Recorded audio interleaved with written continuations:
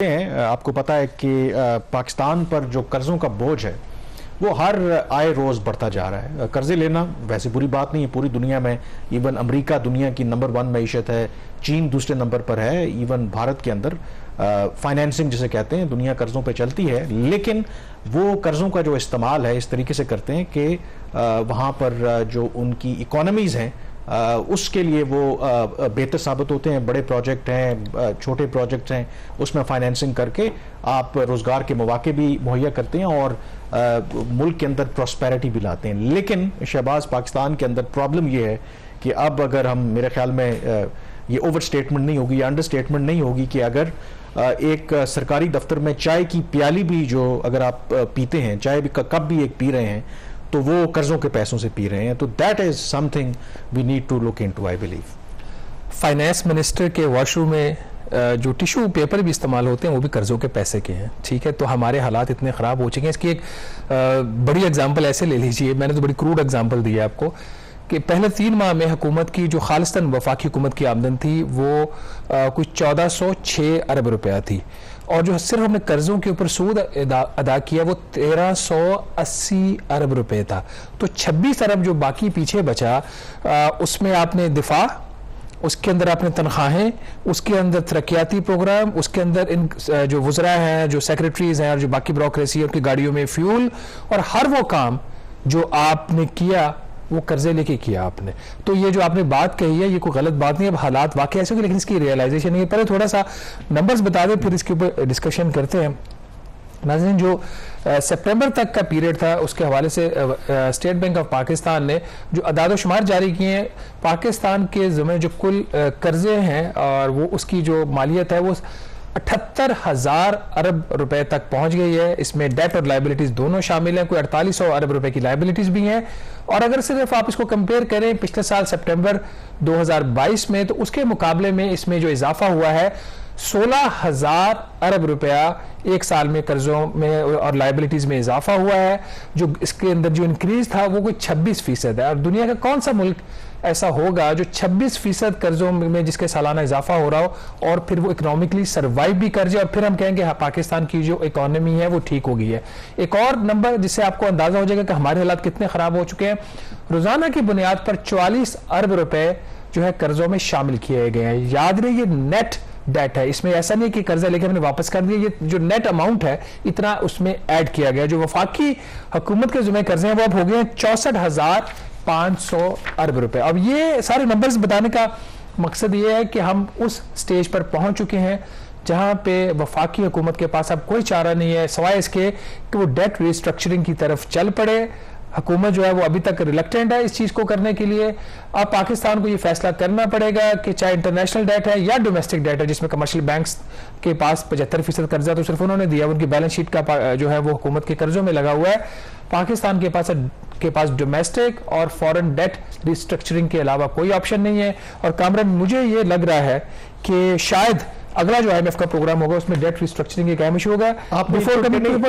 Date जो restructuring की आपने बात की, क्योंकि ये इंपॉर्टेंट नुकता है, बिल्कुल अच्छी तरह से मुझे याद है कि जो साबका फाइनेंस मिनिस्टर थे इसहाक डार साहब, उन्होंने तो पब्लिकली ये कहा था कि हम जो फॉरेन जो हमारा डेट है उसके लिए रिस्ट्रक्चरिंग के लिए खास करके चीन के साथ, तो क्या उसके ऊपर वो स्टेटमेंट की हद तक था या कुछ उसके ऊपर हमने काम किया है, कुछ इंगेज किया है जो हमारे बायलैटरल क्रेडिटर्स हैं उनके साथ? उसमें टू द एक्सटेंट ऑफ जो चाइना था, और चाइना में भी उनका जो एक्सियम बैंक है, एक्सपोर्ट और इंपोर्ट बैंक ऑफ चाइना, उससे पाकिस्तान की डेट रिस्ट्रक्चरिंग हो गई है 2.1 अरब डॉलर की। वो मखसूस कोई 31 लोन्स थे जो उन्होंने उसको रीप्रोफाइल किया है, जो रीपेमेंट्स उसको 2 साल के लिए 4 साल पे ले गए हैं, उस हद तक हुआ है। जो मेजर जो प्रॉब्लम है वो अभी भी अपनी जगह पे खड़ा हुआ है।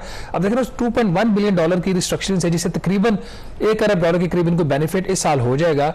तो हमारे इस साल की जो गैर मुल्की अदायगियां तो उतनी उसमें कमी आ गई। लेकिन इसमें एक वजाहत तो जरूरी है, आई थिंक हम मुख्तलिफ किस्म के कर्जे लेते हैं, 3 किस्म के। एक बायलैटरल है जो फॉरेन लेते हैं, एक आप इंटरनेशनल फाइनेंशियल इंस्टीट्यूशन से लेते हैं, और तीसरा जो आप ओपन मार्केट से जो कमर्शियल बैंकों से लेते हैं। तो जो बायलैटरल जो क्रेडिटर्स हैं उनके साथ तो आप शायद रीस्ट्रक्चर कर सकते हैं, जो इंटरनेशनल फाइनेंशियल इंस्टीट्यूशंस हैं या जो कमर्शियल बैंकों से लेते हैं उनके साथ रीस्ट्रक्चरिंग जो है वो मुश्किल होती है। लेकिन वो उस पे वो देखना पड़ेगा ना कि अगर आईएमएफ के अम्ब्रेला से आप जाएंगे तो बहुत सारे आपके जो लोन्स हैं वो स्केड्यूल हो सकते हैं और कुछ नहीं भी हो सकते। प्रॉब्लम ये है कि जो हमने इंटरनेशनल बॉन्ड्स फ्लोट किए हुए हैं उसके अंदर गालिबन हमने ये जो ऑप्शन है ये सरेंडर की हुई है गवर्नमेंट ऑफ पाकिस्तान ने रिस्ट्रक्चरिंग वाली, लेकिन जब ये टाइम आएगा तो तब देखा जाएगा। डोमेस्टिक एक बहुत बड़ा प्रॉब्लम बनता जा रहा है। नाज़रीन, जहां पे ये कर्जों का प्रॉब्लम आ रहा है, दो चीजें हम हाईलाइट करेंगे अभी।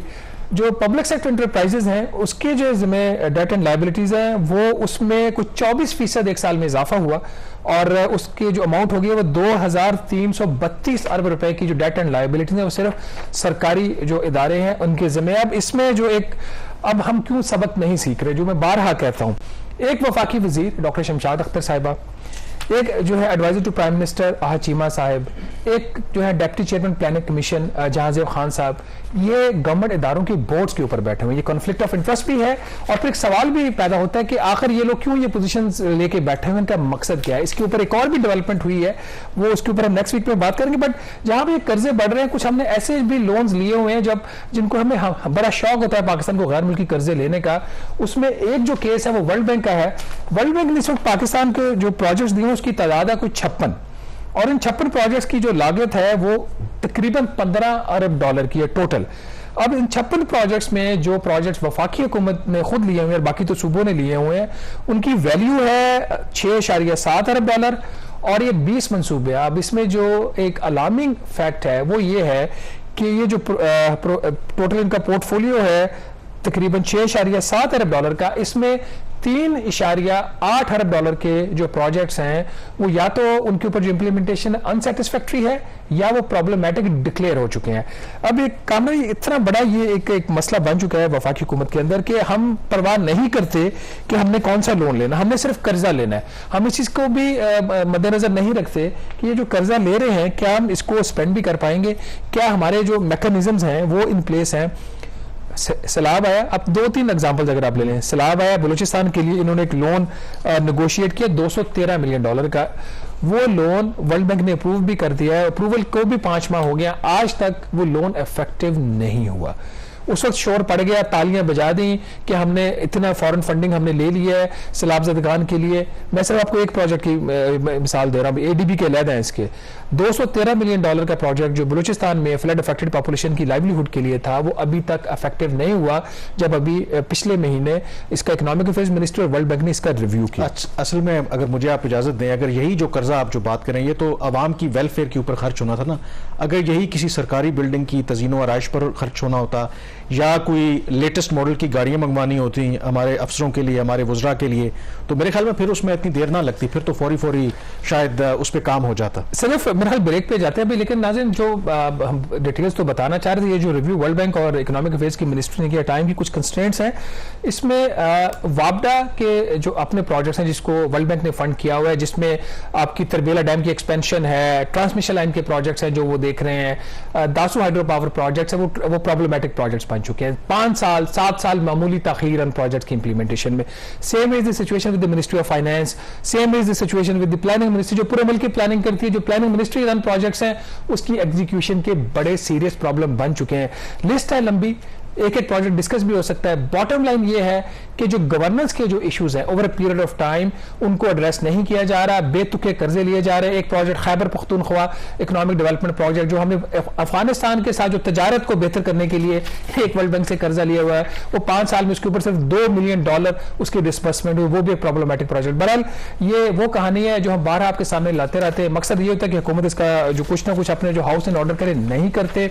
अप टू देम इस सारे अरसा में पाकिस्तान के ऊपर जो कर्जों और उसके ऊपर जो सूद की दागियां हैं उसके ऊपर उसमें बेतहाशा इजाफा हो रहा है और ये सस्टेनेबल अब नहीं रहा।